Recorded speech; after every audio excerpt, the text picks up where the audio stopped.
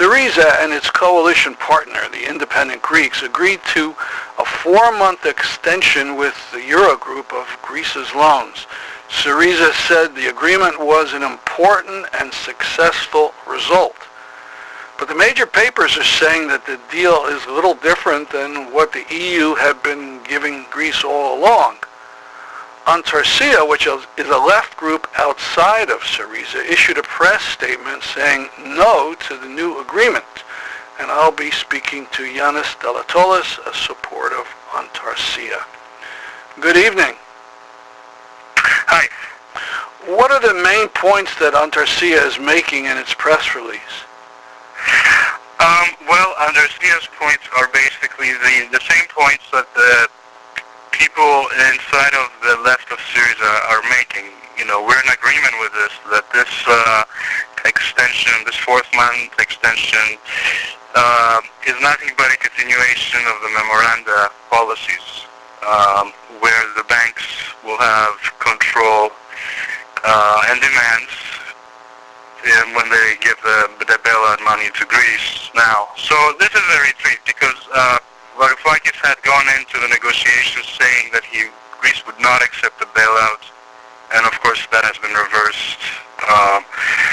And now to give you an idea, the Greek national hero of the resistance, Glezos, he's an MP with Syriza, came out and issued a letter of apology to the Greek people for being complicit in this outcome. Yes, I saw that. Yeah, so clearly what this shows to us is the complete undemocratic nature of the EU. That it was created as such, and its purpose is to just continue neoliberalism. And it's really impossible for any left-wing government and movements that are allied with the government to challenge that line in neoliberalism. Now, in the release, I think they used the word Grexit. I may be saying it wrong. Grexit. Yeah. What is that? That is what we are calling for. We are calling for Greece to leave the euro and to go back to its previous currency, the drachma. Not because we, have some kind of love affair with the drachma, but simply because it would free us from the constraints of the bankers. As you can see, they have tremendous power. Syriza went in at the beginning of the negotiations with some really impressive, language, and we all got excited right away that somebody was putting their foot down and saying no to the bankers, but you can see how within a matter of days they were forced to retreat. And now there is basically a 4-month extension of the previous memoranda agreements, where the priority of will be to pay back the banks and not to use the money for social spending, not to rehire people, or if they get rehired, the EU will have a say at what wage levels. It is a bit of an erosion of the sovereignty of the country in a way. Well, what about the old argument that there was no alternative because there were runs on the banks and the biggest banks would have gone under, within days and so on? Well, these are very legitimate concerns. Of course, it's a very difficult situation. But, what we have said, even, going back a couple of years, the only solution would have been, and it still is on the table. People shouldn't feel that this is the end. We are calling on people to challenge the agreement with rallies, occupations, and the movements to come back again into the streets. The alternative would have been to put capital controls to block capital from leaving the country and switch to the drachma. Mm-hmm.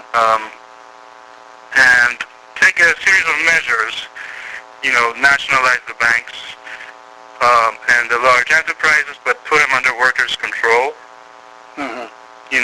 We were talking about, we would be calling about people to participate. This wouldn't be a top-down situation. Like a left government could really play that role. So this is, yeah.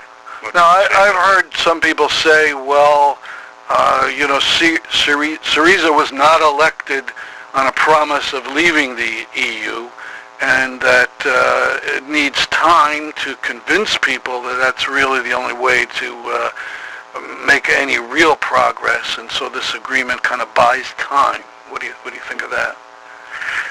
Well, that's a bit of a mechanistic view of politics in the movement, because, most people don't think themselves, as revolutionaries or people who want to go into radical changes.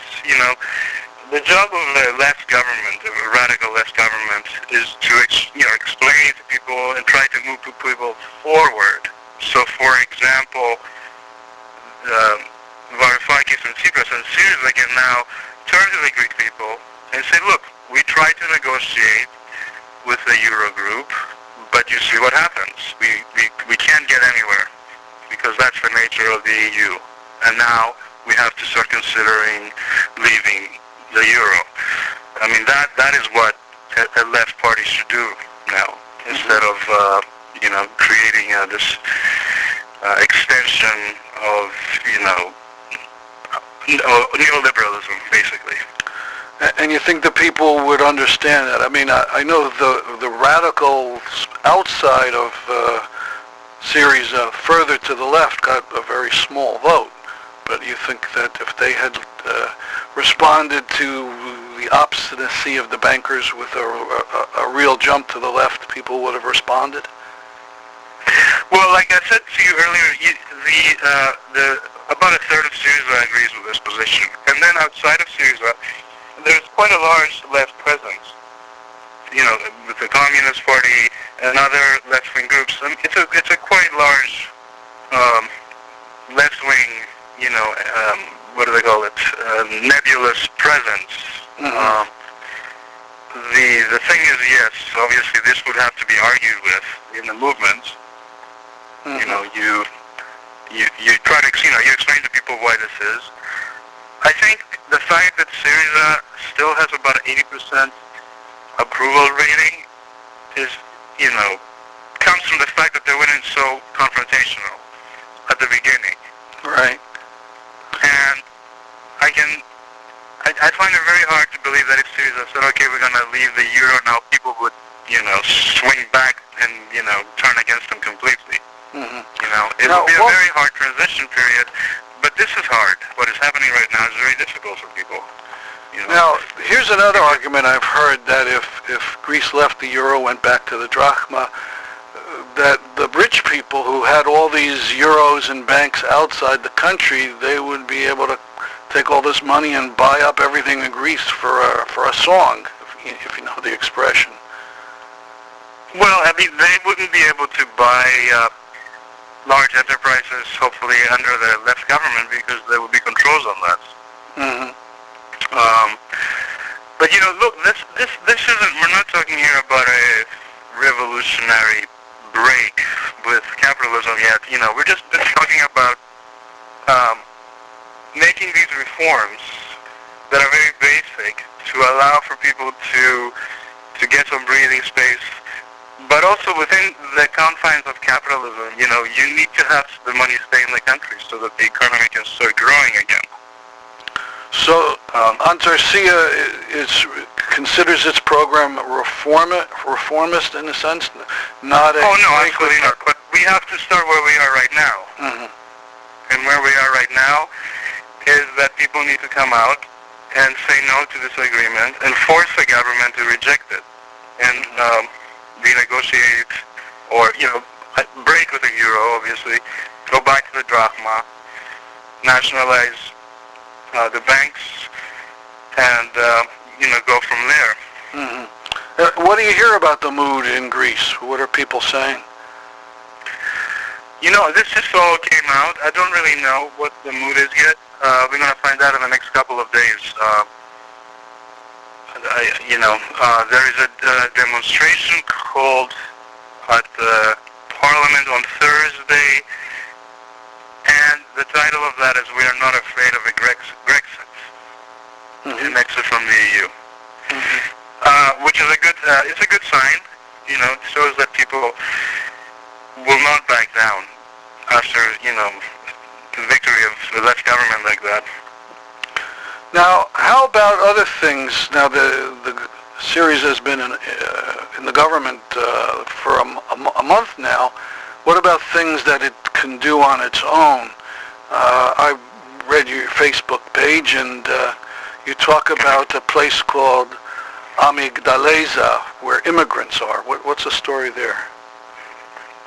Well, those are concentration camps, in essence, of people that have been arrested for either crossing the border into Europe illegally without, papers, or have been arrested in Greece under these racist sweeps that happened a couple of years ago, where the police went out searching for immigrants to round them up, and they have been put away into these concentration camps.